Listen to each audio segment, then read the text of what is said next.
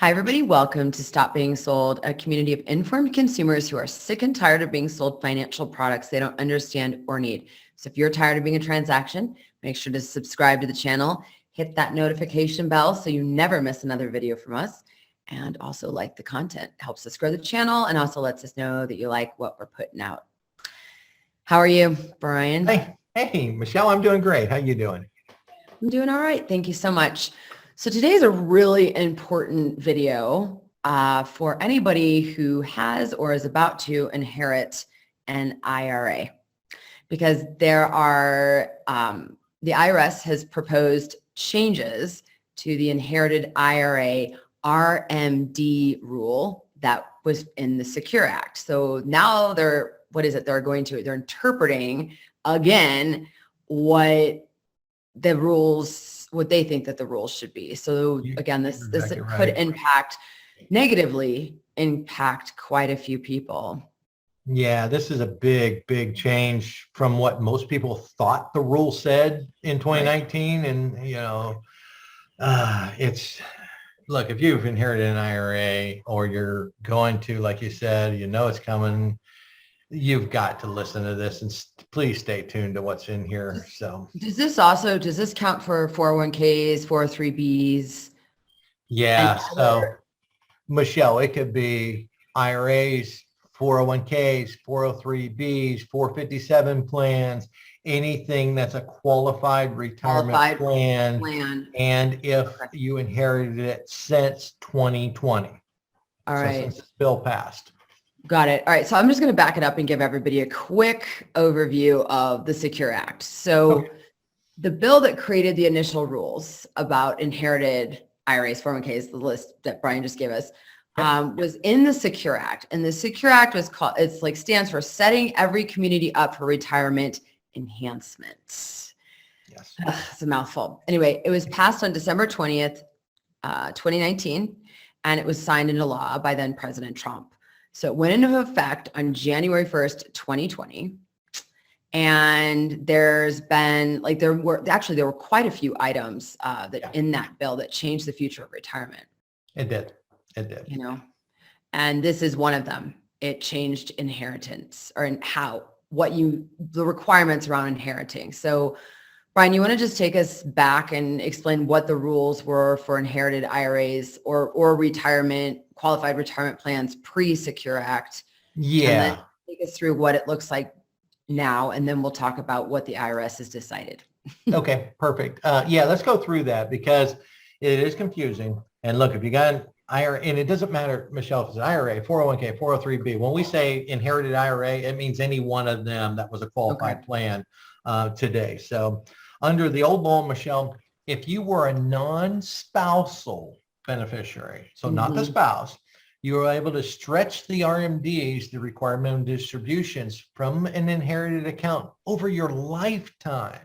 Right. This was called what was once called a Stretch-IRA. And one of the greatest financial planning tools for advisors to take someone's net worth and stretch it over generations. And well, that all changed because the IRS decided they needed to create revenue. So the Secure Act was passed. So that was the old rules. Now, so the new rules under the Secure Act. Yeah. So the new rules were when the Secure Act first went into place, January 2020, non-spousal beneficiaries were required to withdraw the entire balance from the inherited IRA, 401k, 403b, 457 within a 10-year period after the owner's death. Okay. 10 years. That's still a long time, right? But that could be a lot of that's a lot of distribution. Depending on how big the IRA is, right? Sure, of course. But here's the key. When this was first passed, Michelle, there were no required minimum distributions within them 10 years, meaning that as long as the account was liquidated by the 10th year, it was okay. Yeah. So you weren't forced to take out every single year. Now, here comes the new rules. And this is what's being proposed. This is how the IRS is interpreting the Secure Act. And it's funny because they're going back and going backwards and saying, well, maybe you, the advisor, or you, the consumers, interpreted our meanings wrong. So down below the video, Michelle, I'm going to drop a link to the changes on regulation.gov. Okay. And as of February 23rd here of this year, 2022, non-spousal beneficiaries must take annual required distributions in year 1 through 9 if you inherited that IRA, that 401k, 403b, 457, or any other qualified plan after 2020, okay? And there's the key, and the deceased was already taking their RMDs. Okay. IRS calls this an eligible begin date, or EBD. So what I mean by this is, Michelle, let's say a parent had passed away that was 75 years old. They were already taking their RMDs out of their IRA, right? Because of their age requirements. So if they pass away, you inherit that IRA after 2020. And since they were at 75, they were already taking their RMDs. You now must take distributions year 1 through 9, and the account must be fully liquidated by year 10. That's the difference. Okay. All right. So if I inherited a plan in 2008, Doesn't matter. 2018. Doesn't matter. You're still in the old guidelines. It's over your life expectancy. Okay. So now it's really, the key is if you've inherited this past 2020. You got it. All right. So are there, I don't even know where to begin with this. Let me ask, are there exemptions? Yes. Always. There's always a if. Right. That's why I had to ask. I'm like, yeah, right. Okay. So off of that. Yeah, there are some are exempt from this RMD changes, and them are the eligible designated beneficiaries, or what IRS calls EDBs, right? And commonly, that's a surviving spouse. Because remember when I said in the beginning, it was non-spousal. So surviving spouses, Michelle, if you're the spouse of the deceased, you can still make the qualified account your own account. And you don't have to make it an inherited IRA. It can turn into your IRA. That allows you to continue to plan as just like it was yours from day one. Okay? So Brian, real quick on that. If I'm not a spouse and I inherit an IRA, I can't roll it over into my own name. No. It is considered an inherited IRA. Yeah. During that rollover process. I have to now liquidate. Yes. In 10 years. Okay. Yeah. So Michelle, here's the process. Let me hit this now because it's really important. If you're a spouse, you inherited an IRA and you roll it over into your own IRA, right? That's simple. All that is just a name change on it. Now, if you're not the surviving spouse, if you're anyone but the spouse and you have an inherited IRA, it's going to come from IRA, let's say Johnny, grandpa over here, to you, grandson or granddaughter, right, as inherited IRA. It will say inherited IRA on it. And now it's categorized as must follow these rules. Okay, understood. All right, thank you. All right, so now, I'm sorry, I didn't mean to interrupt. What are our exemptions? No, that's good. But I'm glad we hit that at that point because it was very important to explain that. Who else is exempt? If you're chronically ill or disabled. Okay. No more than 10 years younger than the deceased, and that makes sense because it's got to be distributed in 10 years. So that made sense. Got it. But also children under the age of 21 of the deceased account owner.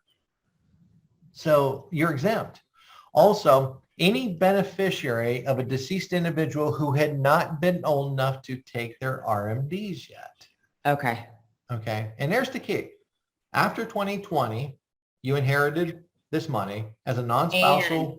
And they were taking. And they were already taken. You got it. Okay. All right. So I'm just going to, just for clarification purposes, if I inherited, let's say just 6 months ago, inherited an IRA or one of these qualified retirement plans, and the person that gave it to me was, let's just say 55. Sure. Not taking RMDs yet. So I'm exempt from that. You're exempt from that today. You're exactly right. Today Yeah. being the keyword. You still have to take it out in the 10-year period. So you have to liquidate it during the 10 years, but you don't have to take out the annual RMDs. All right. So I have two more questions before we wrap up here. Number one, so these are just proposed.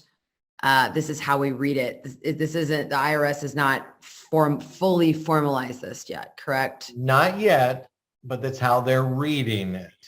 So Understood. we truly expect it to come into play this year. So. Okay. All right. We'll keep you up to date on that. Make sure to stay Yes. tuned to our channel. And also, if you like what we're doing here, hit the like button.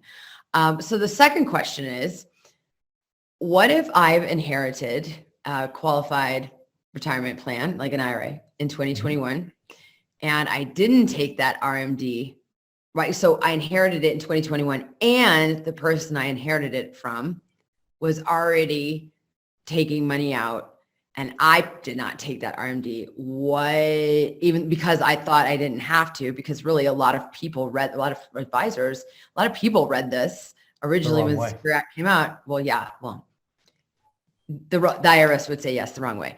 Yeah. So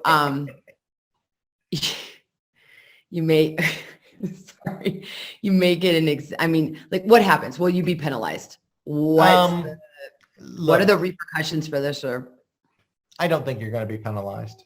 Okay. Because you can go back, you could fight it and go back and say, you know what, according to the IRS guidelines in 2020, this is what I didn't have to. I just had to liquidate by the end of the 10 years. Right. Okay. But honestly, Michelle, with my clients, knowing that the accountant had to be liquidated in a 10-year period, I've had several in this situation right now. I had recommended them taking out the RMDs by 10% each year anyways, just to level off the tax burden.